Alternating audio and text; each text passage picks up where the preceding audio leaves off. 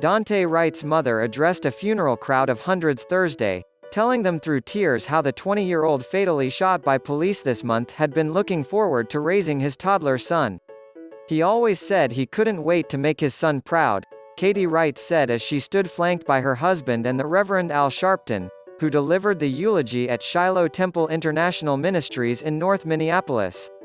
Wright, who was black, was shot during a traffic stop in the suburb of Brooklyn Center on April 11 by then-Officer Kim Potter, who was white. Wright had retreated from police into his car after they tried to arrest him on an outstanding warrant for missing a court appearance on a misdemeanor gun charge. Potter, a 26-year Brooklyn Center police veteran, has since resigned and been charged with manslaughter. The police chief has said Potter mistook her gun for a taser after stopping Wright for driving with expired tags. Wright's funeral came just days after a Minneapolis jury convicted Derek Chauvin, another white former police officer, of murdering George Floyd, 46, who was black. Some of those who appeared at Wright's funeral had attended Floyd's, including Floyd's relatives and attorney Benjamin Crump, who represents both families.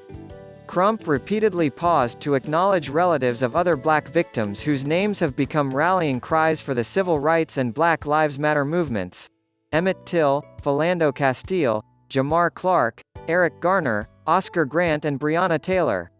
The lawyer summoned Floyd's relatives to the front of the church where they stood, fists raised, as the crowd applauded. "We've got to show support," Floyd's aunt, Angela Harrelson, said in an interview at the start of the funeral. "Even though we won the battle, the war is still going." Harrelson, a nurse who lives in the Minneapolis suburbs, attended with her brother, Selwyn Jones, of Gettysburg.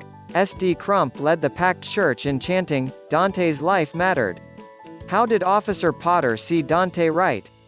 More important, how does America see our children? Crump said, quote, "We have to make sure Daunte Jr. knows we stood up for his father."